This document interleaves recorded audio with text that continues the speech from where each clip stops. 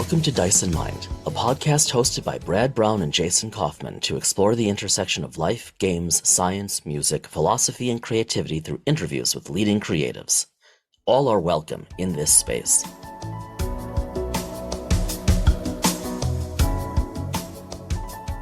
So we're going to continue with the second episode in our two-parter with Al Spader and Jim Johnson. Ironically, as this releases, if I remember correctly, we are coming up on April 11th, which is the anniversary. This will be the 3-year anniversary of the launch of episode 1, right? Well done, sir. We are episode 119. We're just out ahead of it by a few days. Yeah. 3 years is this, or just shy of 3 years as this drops. That is surreal. That is so cool. And there are a couple folks that we could have on for a 3-year anniversary episode, but I mean, how cool is it that we have Jim and Al that as we pass the 11th, that's our current episode. So yeah, that's cool. Yeah. So two-parter, second part coming up, more on the tactical campaign, and all things Trek. And we'll talk a bit about Jason's cosplay plans afterwards. No, we won't.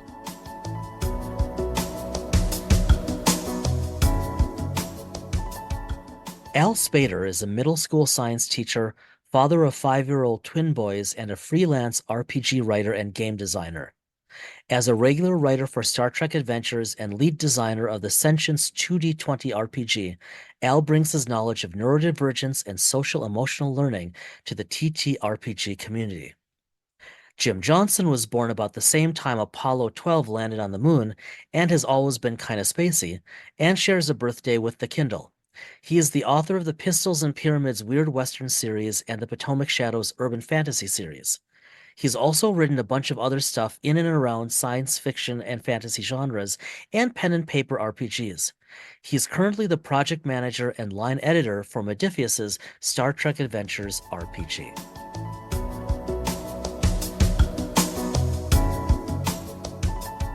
We'll jump back in. Thanks for sticking around with us, folks. I have a question, like I mentioned at the end, but Jim, you said you actually have a question as well.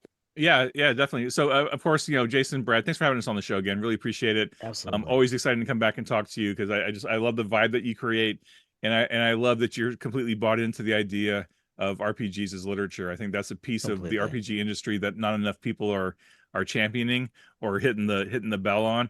Because like these are, I mean, not just Modiphius' books, but like so many RPG books out there now are just really cool artifacts unto themselves that are worth reading from page, the beginning to the end.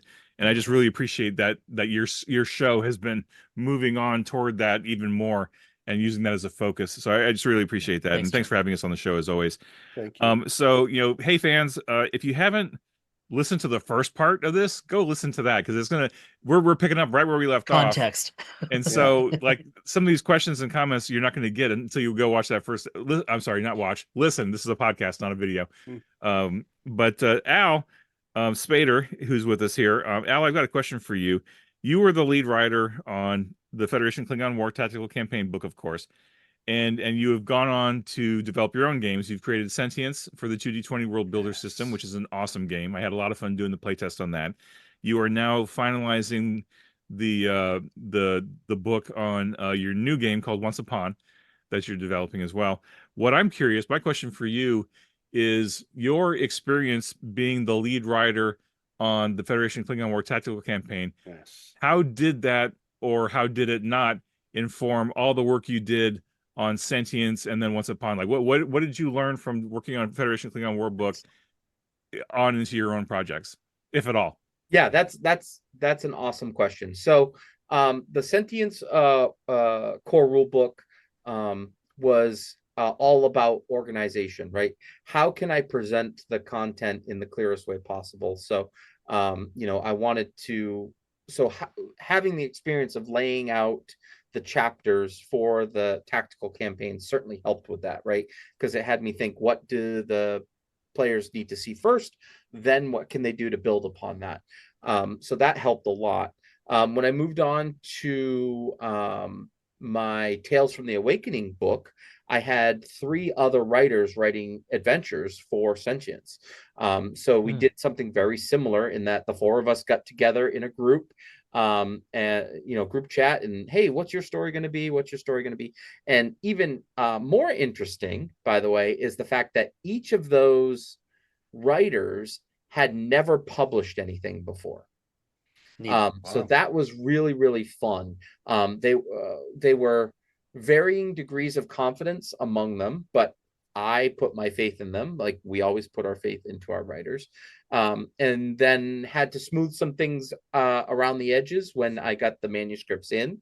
And then I put them in order. And basically, it was whoever turned their manuscript in first, you got to be the first adventure in the book, cool. And so on and so forth. So that was definitely, communicating as a team certainly has helped quite a bit with that Tales from the Awakening book, for sure.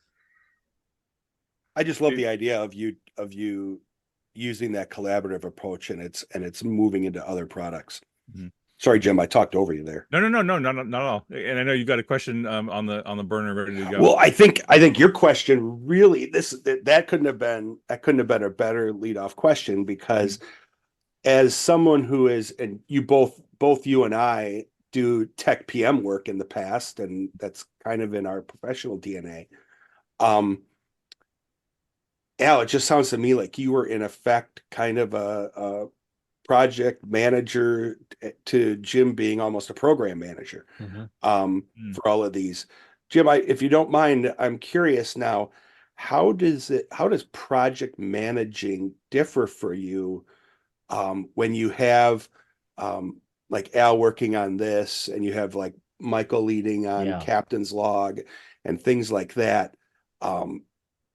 Obviously you're in constant communication, but is it different working with, and I don't mean because of personalities, I just mean like because the products are a little different. Do you have to tailor how you manage these based off of like the product, whether it's Utopia Planitia, whether it's Lower Decks, whether it's this? Yeah, absolutely. And I think you highlighted it a little bit, Brad, when you were just kind of like coming up with the definitions, where for the longest time I was the project manager of STA, right? So I was intimately involved with every single product, for beginning, from concept to distribution and publication. And like all those books I worked on, I knew, I don't know them so well anymore, because once you finish a project, you get distance from it, and then you start to forget the bad stuff. You only remember the good stuff. That's true for anything, right? Yeah. But I think the Captain's Log book and the Federation Klingon War book were the first 2 books that I worked on with STA. Were again, like I talked about in the last episode, I knew I had to take a step back because I had to focus on the other 2 books that we're working on, because I just didn't have enough bandwidth to do everything anymore. And so there was a little bit of soul searching on my part of like, I have to let this go, right? I have to let these projects go. And not so much I'm never going to see them again. It's just like that day-to-day hardcore focus that I usually have on the books. I just didn't have the bandwidth to do it, right? So I knew I had to step back and focus on Utopia and Lower Decks. And I had to kind of turn over the reins to some extent to Michael and to Al to do so they could go do their great work on their respective books. And so then I kind of became a program manager, right? It wasn't just working on the projects. I'm now the program manager on these 2 books, because because Al was effectively the project manager. Effectively, I mean, basically, you didn't have to deal with all the paperwork and all the red tape that I had to deal with, but that wasn't the word you were about to use. Yeah, nice try. Nice try. I already called Jason a jackass in the first episode. We can flag this back. So we can flag it. Say all the necessary stuff that goes into a project. Al didn't have to. I was able to keep Al mostly creative, right? He could do the outlines, he could do the writing, he could go create and make the stuff that I knew he would be able to make really, really well. I did the same thing with Michael. Michael was able to focus on the creative side of things with Captain's Log, do the outline, work with Allison and some of the other writers on actually hammering out how it was going to work. And then they went on and delivered the manuscripts, which is awesome, because that was exactly what I needed. I was able to be the project manager on Lower Decks and Utopia to get those 2 over the plate. And then I was able to come back to these 2 and say, okay, here's your manuscript for Captain's Log. I can now take this and massage it, and we can get it out to the product. And then the same thing with the tactical campaign book.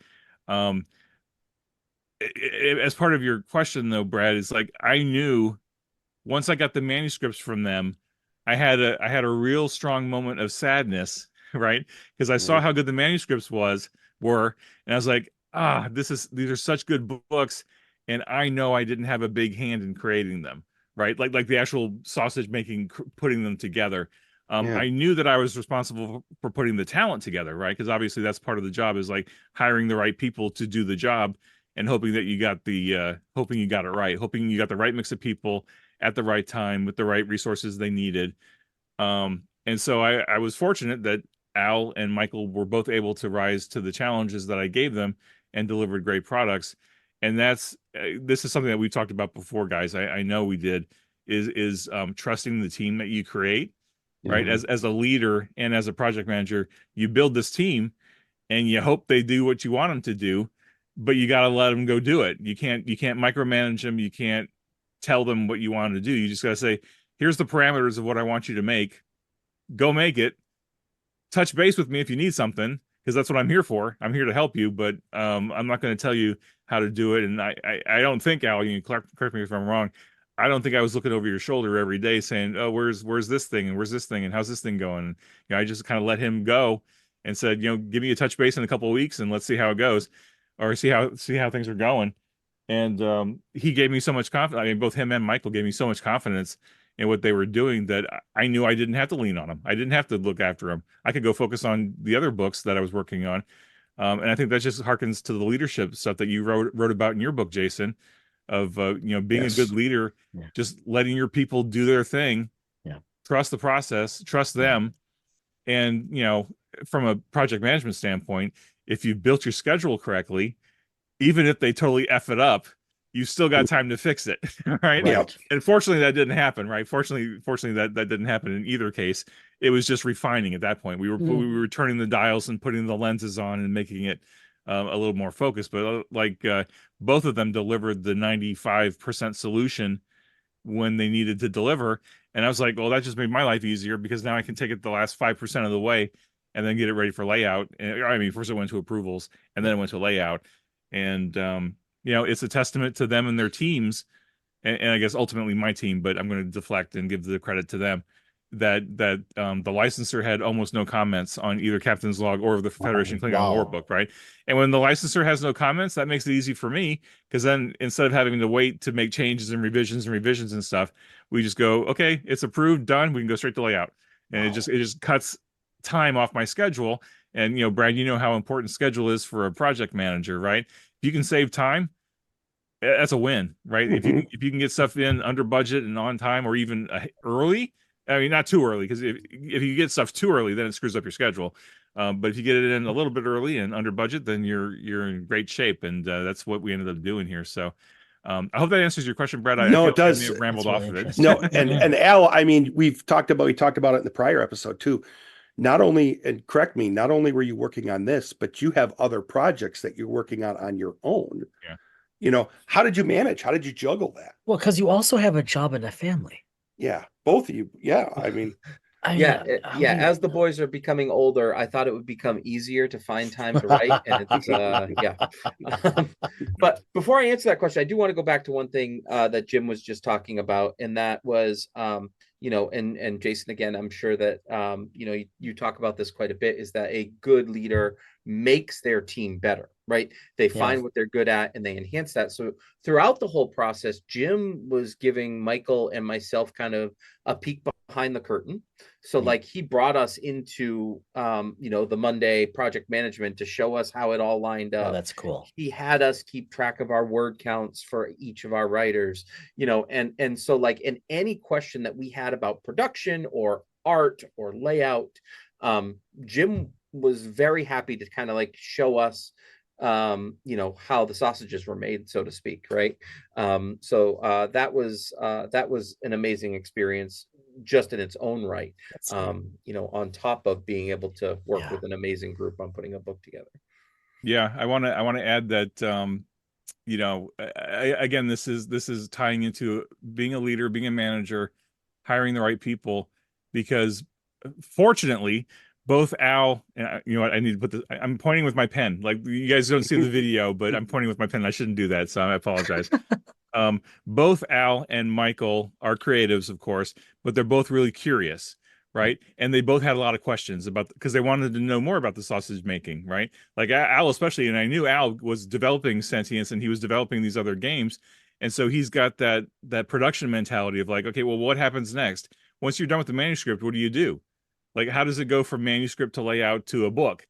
And so I was able to kind of like give him some insight into that and to give him some sense of like how Modiphius, I mean, Modiphius is probably not that different from a lot of other companies because like, I mean, basically it's the same process. You got to make a manuscript and you got to get the art and you got to lay it out. And then it has to go to a printer somewhere, whether the printer is in America or UK or Lithuania, or I mean, wherever your printer is, they're still doing the same basic process to make a book. Right. And so I was happy to share that knowledge because I knew not so much Michael, but especially Al, I knew he was developing his own games and wanted to go develop games like Sentience, and like this process that we were going through with these books was absolutely going to inform everything that he was doing and hopefully give him more insight so that he could be even better and more efficient once he started publishing his own stuff. Although I guess Al, I guess a follow-on question for you would be, and I know this is going to be hard to answer, but I'm going to ask anyway. How would your development of Sentience been different if you hadn't worked on the Federation Klingon War book? Like if you can think about all the stuff you learned doing that book, either learning from me or just by learning by doing, if you didn't have that chunk of knowledge, how would have you gone about doing? Would you have even been able to do Sentience? I mean, it would have probably just been a Word document. And actually the first edition of Sentience was just a Word document with a bunch of free art that I found. Wow. I think the idea of organizing your stuff visually so that the readers can see where it is and make out what it is that they're looking at, that helped a lot, especially when we moved into the revised edition. In the Yellow Hand, when we have a sidebar on every single page where we could pull out tables that are easy for people to see. So that helped a lot there for sure. Considering cost of a cover versus using a free digital cover, like we had no budget to start with when I started Sentience. Like so like how can we maximize both the content and using free or clip art or whatever we could find in order to accentuate that. And that all came from my experience with Klingon War. So let's really get into the authorial weeds here. We've done this with Jim before. Al, when you're, let's really talk workflow, because we both geek out on this, Brad and I do. Oh, yeah. When you're writing, and I don't know if your answer will be different depending on what you're writing, but when you're writing, where do you write? What do you write in? Are you in Word? Are you in something else? What works for you? Well, having worked for Star Trek Adventures for so long, we use Microsoft Word.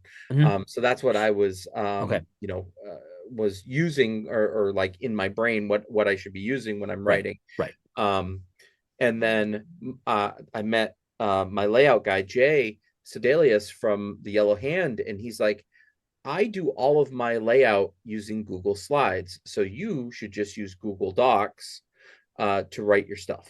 Right. So that's the path I started going with my personal stuff is Google Docs, but that's just because my layout guy can use Google Slides to create these beautiful. That is so cool.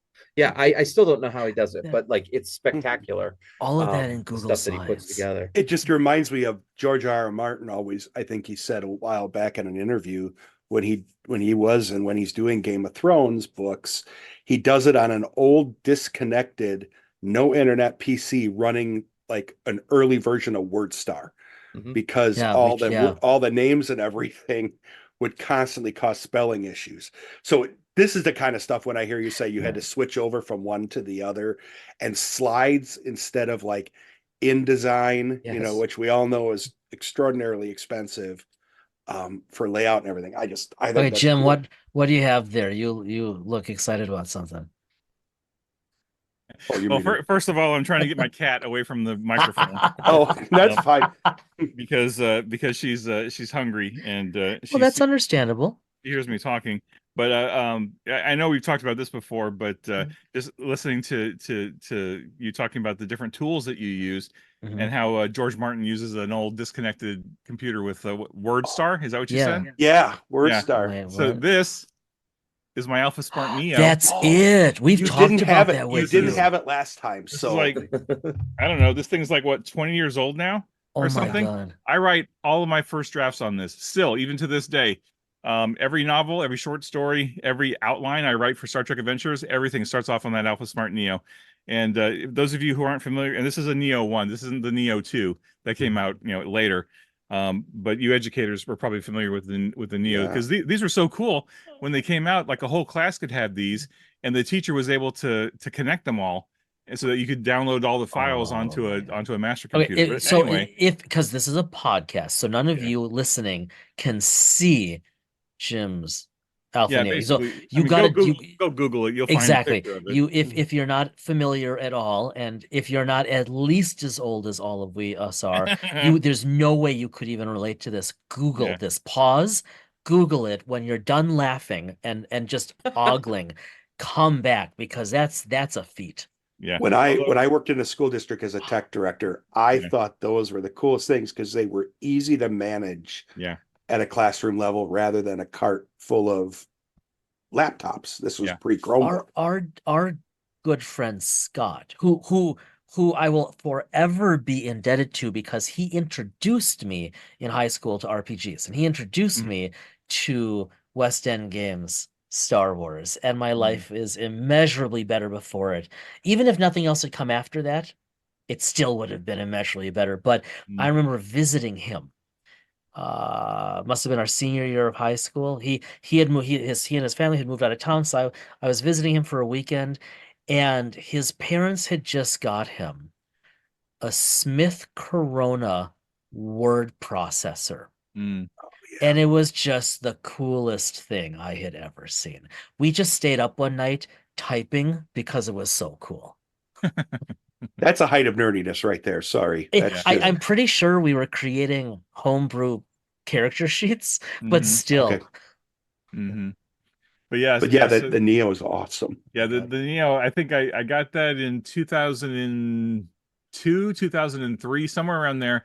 And that was right when I decided, because like I think every writer has to get to this point at some point where I decided, you know what, I'm really going to try to be a writer.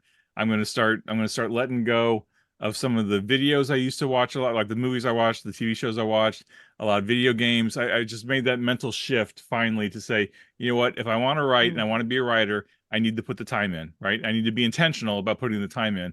And what I knew I needed to do is I needed to disconnect from the computer because the internet is a huge time sink. Because like I can check email, I can check websites, I can check this, I can play games, blah, blah, blah.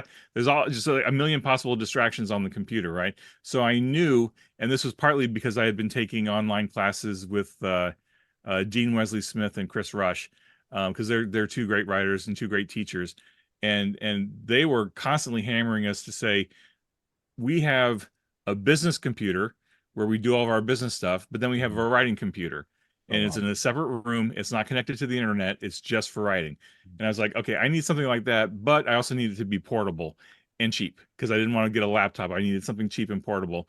And the Apple Smart Neo was exactly what I needed, 20 years ago, because it's a full-size keyboard and it's got a little tiny screen on it, and the screen can only display like 3 lines at a time. So that means you can't edit. Yeah, Like if you're on that's a computer amazing. in like Word, like you got a Word document, you can edit and cut and paste and move stuff around all day long, but you're not necessarily writing new content, right? You're massaging it and editing it. But the Neo, like all it has on it is a word processor and a calculator. And calculator is pretty boring. So it's just a pure first draft word machine, right? It's basically an electronic typewriter. And my productivity when I started using it, my productivity went through the roof. Like instead of Wow. writing a couple hundred words a day, chipping and chopping at a story, I was, I'd sit down for an hour, and that's also about the same time I started using the Pomodoro technique of writing in You talked sprints. about that, yeah. So, 25, set a timer for 30 minutes, just write, and that's why I use an outline, because if I'm just writing into the dark, I waste a lot of time staring at the wall. Like, what am I going to write about? I don't know what I'm doing. But if I have an outline, then I know exactly where I'm going. It's like having a GPS for your story. It's like, I know where the beats are. I know where I got to turn and move. And so I was writing, 1,400 words in half an hour. Oh my And God. so I could knock out a short story in a couple, in a day, and a novel. I mean, I think when I was writing my first couple of novels, I got those done in like 20 days or something, because I had the outline, I had the focus, I was doing the sprints. If I could fit in 3 or 4 half-hour sprints a day, that's 2 hours of work. That's not a huge amount of time commitment. And plus, I've been giving up on video games and other stuff, so I was focusing on the writing. And it's all because of the Neo. That was the tool I needed at the time. And I'll stop. I promise. I got one more thing. No, yeah, go. I've discovered, being on Facebook, like, you get all the stupid Facebook ads that come up all the time. There are a whole bunch of new writing tools out there that I'm confident the genesis was the Neo, but I think there's one called the Free Write, and there's one called Interesting. Hemingway or something. And it's basically an electronic typewriter, but you can connect to the internet. You can download the stuff to the internet. And they're like the big heavy mechanical keyboards. Like some people are really into the mechanical keyboards that make the big clinky clanky sounds, right? Where I'm perfectly fine with the touch type stuff. But I look at that stuff and they're like, $600-700. And I'm like, I've still got my Neo and it does Oh my everything I needed to God. do. Why would I buy this thing? I sent you a link to this, and Oh, did you? Okay. Yeah, and it talks about distraction free, 7 of them. The first one is a typewriter. Yeah. The second one is an Alpha Smart. There you go. The third one is that Free Write. That's $500 to $1,000. Yeah. Okay, so going even more meta then. So this is so much fun. So for those of you listening, still, we promise this is all related to RPGs. I mean, we're coming back, we promise, but so I have found, I never would have expected this or believed it. I do most of my writing, which is so much less than and so much, I mean, totally different than what you guys are doing, right? It's what I do. I write every morning, but what I do requires almost no creativity, and it's just a different thing. But I write almost exclusively now in Google Docs, and I do it on my MacBook, but I've got a workflow where I just I've never had notifications on a computer. Like, I've always shut that stuff off because it's too distracting. But like when I'm writing, I just, it's in a browser, right, obviously, because it's Google Docs, but that's all that's going to be open. Other stuff isn't up in the background. I can hop over if I need to do some quick research, right? But like I can just, and then the darndest thing, we just got my older daughter a brand new MacBook Air. The thing is just screaming fast because she's about to go to college, or will in this fall. And she set it up for dark mode, dark view. Oh yeah. And I'm like, oh, and so I've never done that. I started changing that around on my Mac where I've got the dark mode, but then you can still make sure you have like the white background for your pages I mean, this sounds really sophomoric, but like it's so much better for writing, I found, right? Because it's helping to just, right? It's all just workflow, whatever works. I never thought I would fall in love with Google Docs, Al, Yeah, but I do it like crazy, man. And yeah. like because I have it on my phone as well, I have probably a dozen folders in my Google Drive that are all different writing concept ideas, some Nice. RPGs, some stories, some novels, like that, Wow. because my ADHD brain, like once something pops in, like if I don't get it written down immediately, I'm gonna forget that Right. idea. Right. So I've got like folders. I'm like, oh, here's something for this idea that I have. I log it in there, and then in those same folders is where I do my writing practice essentially. Wow. I was gonna, just before we switch gears, I got Books is a company. Actually, I can't remember the name of it. I think it's Onyx. Books are e-ink Android tablets. And I picked up one because I had some gift certificates that I needed to use. And I used that because I'm doing some writing for some other topics that we've talked about before. Jason knows. And I've been using that. And when I traveled, I used that with a little Bluetooth keyboard, and it was distraction free because Nice. it made it easier. Now, did I need that? Could I go your path, Jason? Yeah. Or can I, if I could find myself an Alpha Smart, I would be giddy. But eBay. yeah, I know. Yeah. They even said Amazon will sometimes pop them up as renewed for like 70, $80, Right. which is better than, 10 times that amount for some of these new ones that come out. But yeah, just the workflows you all do to write. Jason, Yeah. Al, Jim, all of you do as writers. I just find it fascinating just because from a creativity standpoint, I haven't ever gone down that path. Mhm. So, and the operational stuff is just cool to me. Yeah. So, sorry, I had to mute a minute ago. My son was out. I don't know if you guys have Portillo's anywhere, but he had to No. bring me mint cake shake. So enough sugar in here. Give me about 10 minutes and I'll be flying. Portillo's, is that the Chicago chain of Yeah. what do they call the sandwiches? The hot dogs and the meat is it's not Italian meat, it's shoot, what do they call it? It's like I know what you're talking about. It's like the hot beef sandwiches. Yeah. Or yeah. They do phenomenal. I think they call it Chicago. heartburn. Oh, they definitely do. Okay. But their Chicago hot dogs are phenomenal. And can you see how on our podcast we went from Google Docs to hot dogs? We've gone from the making of the sausage to literally the Literally, making of you're the right. sausage. We're That's done. that's Good night, we hit everybody. bottom. Good night, everybody. Mic drop. Yeah. Yeah, I think I mean not to continue on the sausage making and the tools and stuff. I really like Google Docs as a collaborative tool. Like if we're collaborating on an exactly. outline That's or why. we're throwing ideas against the wall and we want to kind of like start shaping it into something. I love Yeah. it for that.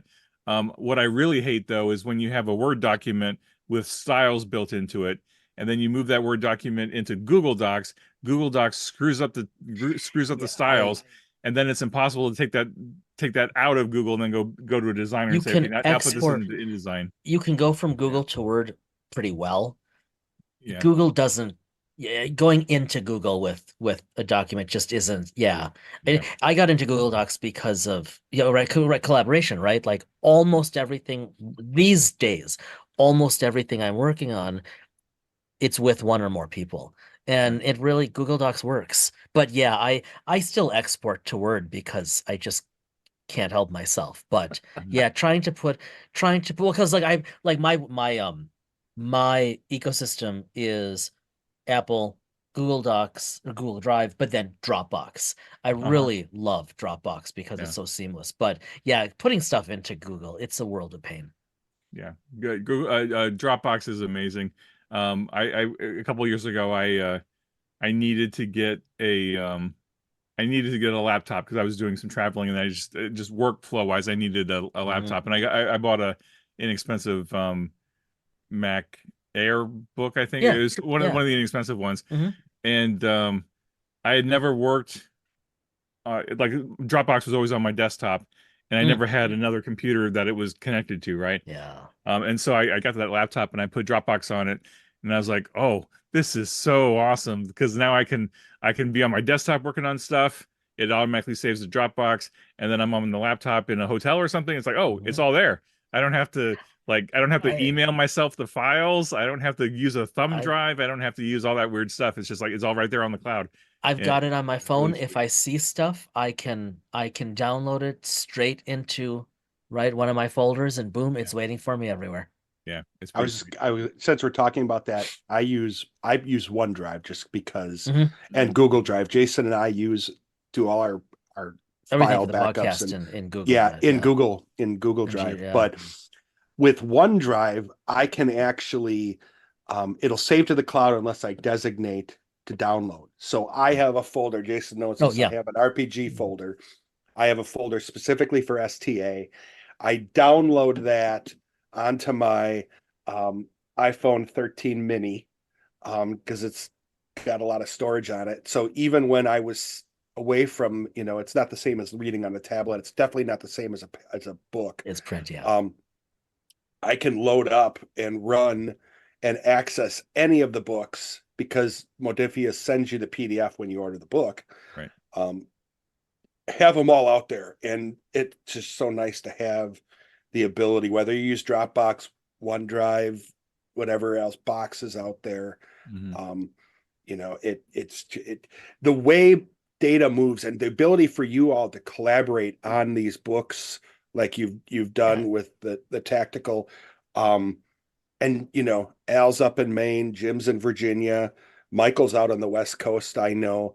Just think Yeah, you about guys are how all you're able to over. collaborate and do this Mhm. across. I mean, Michael's almost as far from Al as you could possibly leave, from Maine down to California. Yeah. Mhm. Yeah. So And then and then expand it out, right? My art director is in Mexico City. One of my Wow. graphic designers is in Ecuador. Most of the Yeah. Modiphius team is in the United Kingdom. Right. We have a couple people in the Netherlands. So like you're talking That's incredible. 12 time zones, 13 Yep. time zones. I mean, Yep. it's a lot. And Okay, people, back to some hard-hitting questions. sure. Al, what kind of a boss is Jim? No, Oh.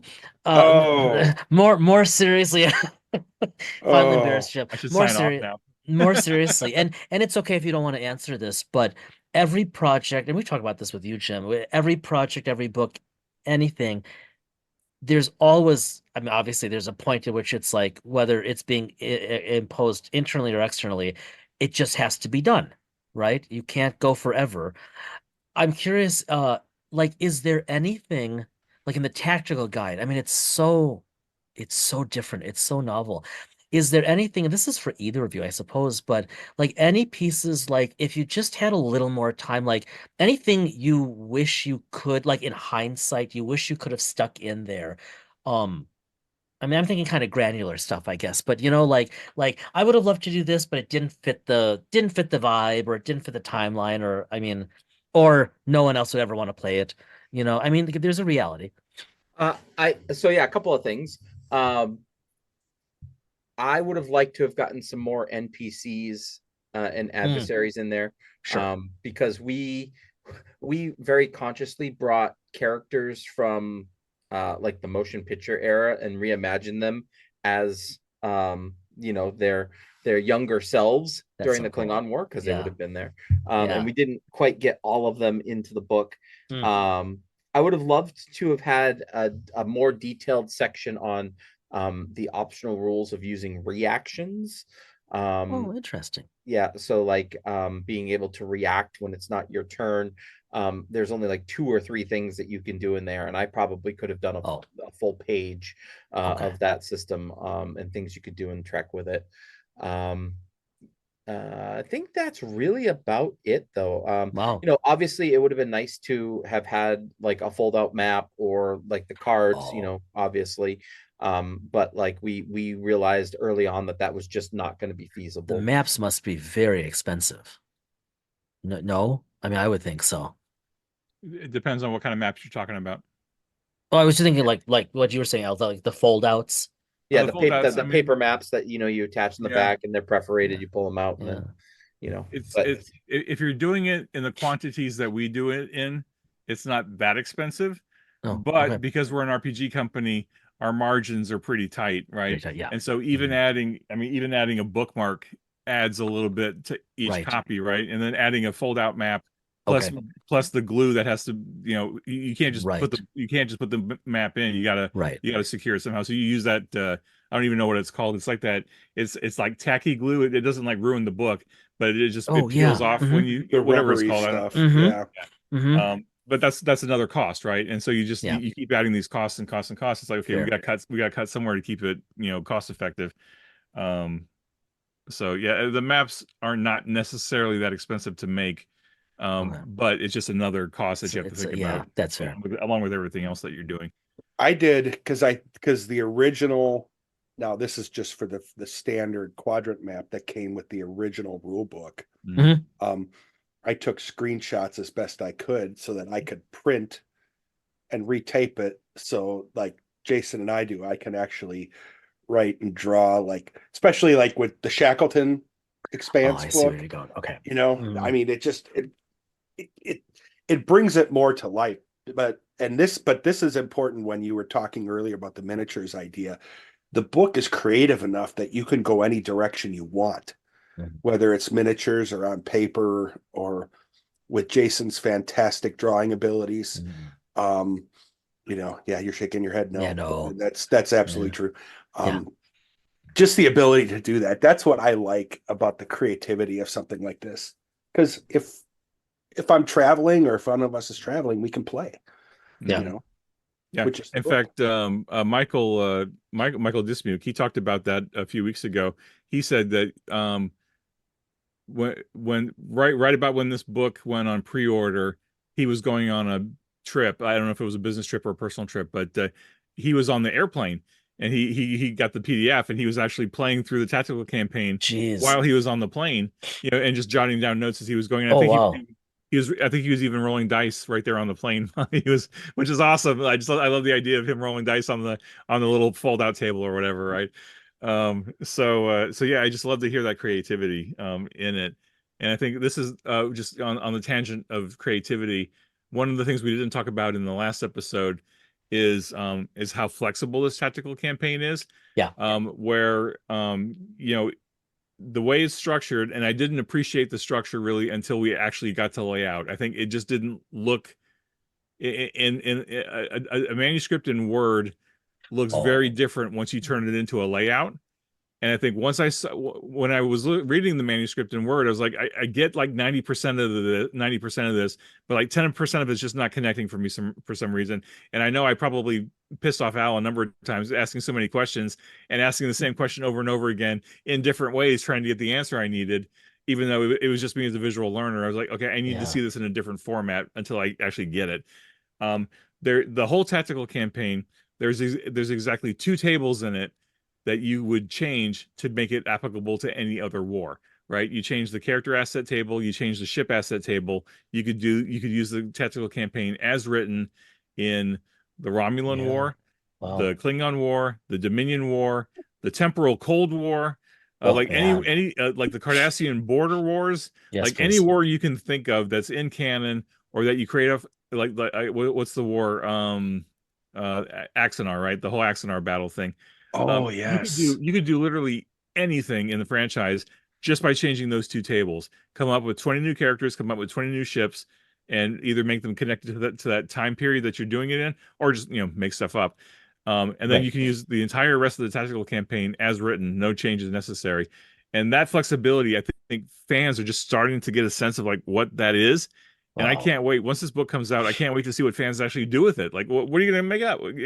Yeah. I think somebody online said, "Oh, well, I'm going to use it with the Shackleton campaign book and do like this Mm, whole war with the Vinchari coming in with their ships coming after this jeez. station, and you can make Narendra Station one of your assets, right? You could, and the Thunder Child and the Bellerophon and everything else. It's like, oh yeah, you could do all kinds of stuff with this. So Yeah, All the I, way. and we put the rules in there as to how to make assets as well. yeah, So all you need to do is look at an Amazing. NPC profile or a ship profile, and you have how to build an asset right there for you. So it wouldn't take long to make a table of 20 cool characters or 20 cool ships. yeah. Yeah, pretty exciting. I'm not one to put, I like to keep, Jason knows this, I'm a little OCD about books. I like to make sure that the binding is good, but I could foresee myself shoving other papers in there to the different eras and having the assets all there within that. Because I mean, you could have stopped Jim at Dominion War. That would have been fine for me. Um, I've been dying to do something like that, but Jason and I have tried to avoid changing canon Yeah, Mhm. in our, you stay away from. Well, that's the beauty of like the Shackleton Expanse, right? I mean, yeah. that you've got such a massive sandbox that has so much detail. I would pay good. Actually, I guess I'm not being euphemistic. I would literally pay good money. Will someone just please tell me what happened to the Cardassian Union? I'm sorry, writers in Star Trek, but like to me, that is one of the and I saw this before, but one of the biggest lacunae in canon, and I get it, they've gone all these other directions and it's great, but like that was such a big deal. I always think back, well, like see, like we could do this now if we want to at the tactical campaign manual, because we like the episodes where I'm blocking on the characters' names, but where the who he wasn't the Damar, gull, but the one below the Damar. gull. Yeah, Damar, thank you. Or- Like turns because wait a minute, you just nuked 2 billion of our own people, right? And like that episode, I can't think of the name, but it's like such amazing storytelling, Mhm. certainly for the time. And so like now we actually, as I'm saying this out loud, like we could actually play that out Right. if we really wanted to. The other thing, that Wait, before you oh, go, Jason, yeah, because you just brought something up. go for it. I can't believe we haven't asked Al this. Maybe we did in the last episode and I don't remember. Favorite series, favorite character in the Star Trek universe. Oh, so Yeah. we're just ripping off Jim and Michael then, and I Yeah, mean I- this is Well, pretty no, much but what. we've asked Jim. Yeah, you are. Yeah, we are. ripping No, you off, you're totally but ripping them off, but yeah, sorry, man. But yeah, that's why it's continuing the imitation conversation. is the sincerest form of flattery. There Yeah, you there go. you go. I mean, Deep Space Nine is my favorite series as a whole. I think Mhm. Strange New Worlds might get there someday if they really execute it good. well. Though I did just finish Enterprise season 4, and let me tell you, I was more than Oh, impressed really? with specifically season 4 of Enterprise. I really, really enjoyed it a lot. Interesting. And my favorite character is Mr. Saru. Mhm. I'm writing a Jace. chapter on Saru right now. Awesome. It's not going well at all, but I love the That's character. good because his command didn't go well at all. Yeah. Yeah, I have my prediction, which is not going to surprise anyone. I have my prediction about like where they're going to take his character in season 5. But yeah, Saru, I like it's great that Burnham became captain and all that. I mean, without question, but I was rooting for Saru. I really think he is. I'm with you, Al. I think Saru truly is one of the best characters in all of canon. Mhm. Yeah, Just top his 5 arc, easy. start to finish, has been or start to where he is right now, has been so incredible. You can actually see how his values have changed all 4 seasons. Mhm. You can see how his focuses have changed all 4 Oh, seasons. that's a good way to put it. You know, Yeah. like I think he's such a great character for showing the Star Trek Adventures role-playing game. Yeah. The advancement of him. Oh, and that's awesome. and the fact that, he was promoted to captain and he was pretty bad at it. Like, he wasn't the best. I think that's a very cool story. And like, an Obel for Sharon, the one where he lost his tendrils there, like his threat ganglia, yeah. That was a that- great episode. that episode is one of my favorite episodes of all time.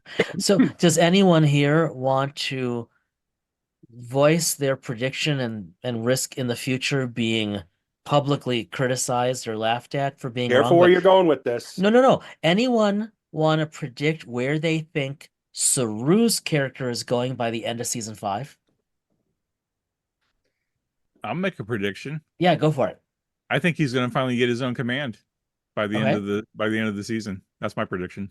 How about you, Al? I think he is going to live on Vulcan with his wife. Ah, Or I'm what sorry, is it Navarre, called? Navarre, yeah. Yeah. Navarre. How about you, Brad? Oh, between the two of them, just or another option.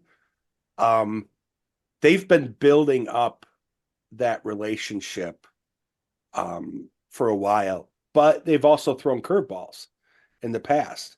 So I wonder if we're going to see an episode, I don't even know the answer, where it's a choice he has to make between what Jim you said and what Al you said. And are they going to throw a curveball at us? But I could see that as a very interesting arc where they could really and Doug Jones is it Doug Jones? Yeah, he's done a phenomenal job in that role. Oh, and yeah. I could see how Beautiful they actor. could use that as an episode to finalize that arc for him. Right. I will not be. I reserve the right to be wrong. I very well maybe I can live with that. I think he will be offered to become commandant of the new Starfleet Academy. Oh. Oh, that'd be interesting. And then that would help launch the Starfleet Academy series with Tilly as an instructor. Exactly. Yeah, that'd be pretty I'd cool. be all Mhm. for having him in another series because I Yeah. really do love the character a lot. Totally. Yeah. Yeah. Totally. Yeah. So many possibilities. Oh, and there's so many what ifs, and Jason and I've stuck to Star Trek what ifs. I remember now that we're kind of in that little lull between shows. Mhm. But we would, where do you think this is going to happen? I can think back to Picard season 3, especially. Him and I on the phone doing conjecture. Yeah. Mhm. Oh, for hours. Gents, we've been on a long time. Yeah, it's even between- later by you guys than by us. Yeah, you all are. This is I We know gotta let Jim. you go. Jim. This is like Jim's lunch hour, kind of. That's a good way to put it. Yeah. But no, I'm sorry, go ahead. I was just gonna say we really appreciate both of you guys being on again. We think the world of you guys, and Al, I mean, we're just so happy for you. Congrats on Thank just you. I mean, just a truly special project. It is so good and so cool. Thank you. Al, Thank you had a post on Facebook and how to reach you because you also, because of the other games you're working on, we'll make sure to put in the show notes. Oh yeah, all of it. Yeah. Where they can reach out and check out Sentience and all of that too. Mhm. So, and we'll put a link in for Jim to do that as a direct eBay search for Alpha Right. Smart Neos. Alpha Smart Neo, yeah. Yes. Seriously, like if you're an aspiring writer out there and you're blocked because you don't feel like you have the time That's great. or whatever, you need a distraction free tool. I mean, go to eBay, you can probably find one for 30-40 bucks. And it uses 3 AA batteries. It'll last you months. You don't have to plug it in and recharge it. You can take it literally anywhere. So check it out.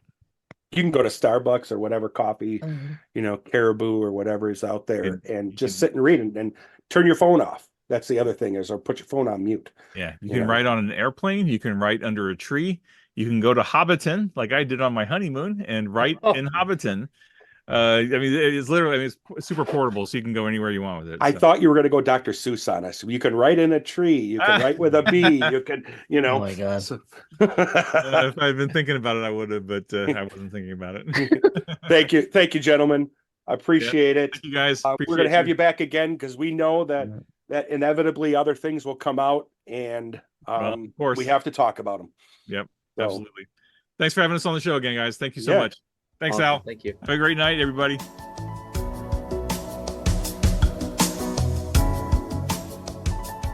Man, if it weren't for the fact that they both have lives, we could probably have made that a 3 or 4-parter because there's so much else to talk about just beyond the tactical campaign that'll come down the road.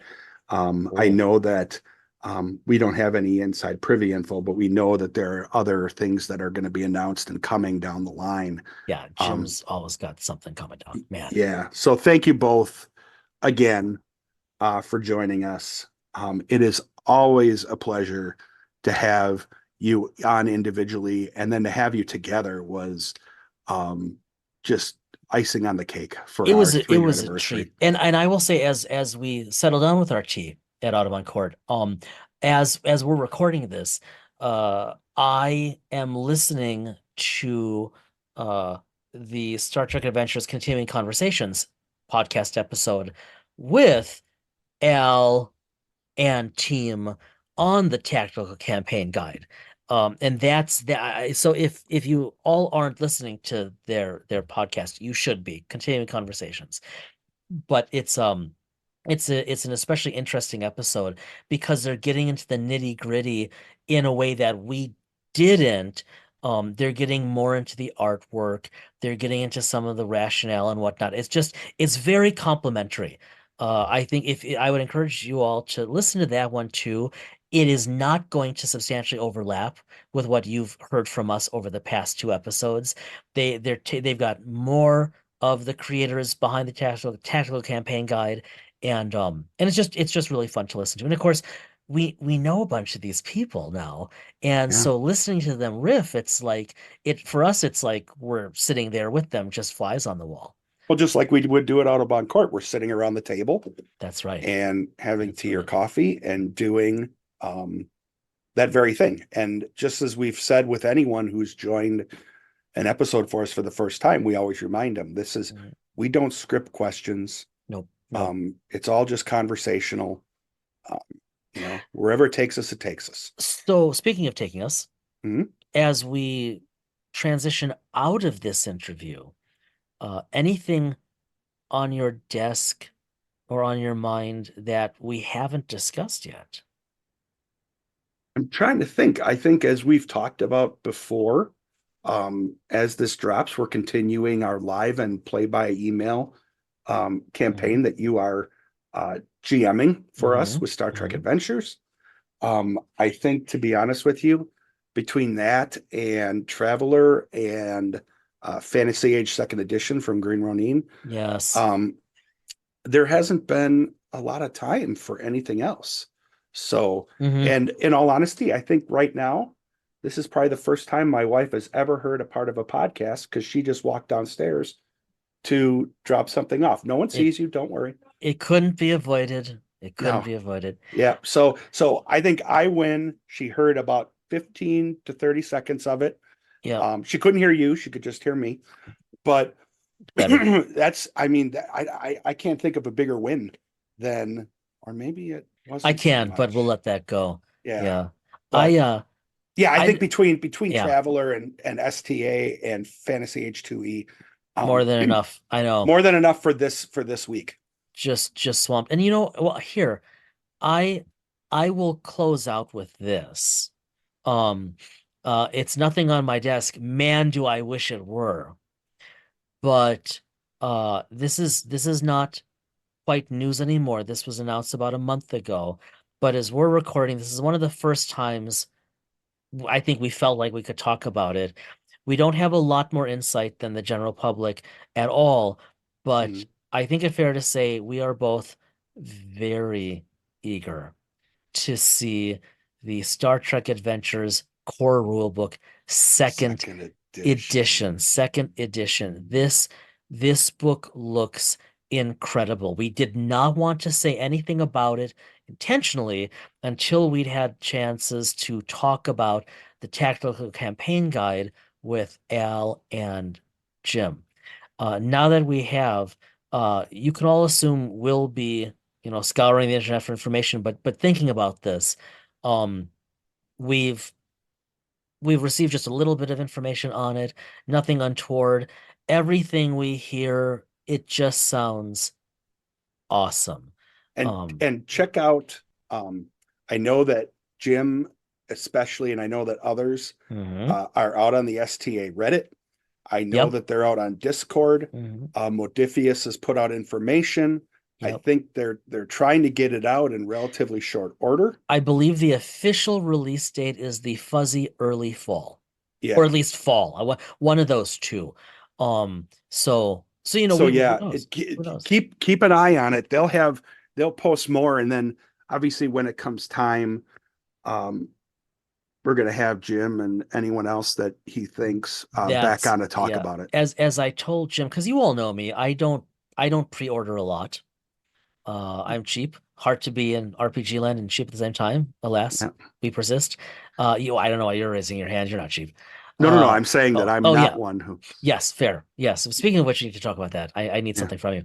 But that said, I told Jim offline, like when that's officially announced, when 2E is officially announced for pre-order, and hence the PDF would become available, I will pre-order that thing the day, if not the moment.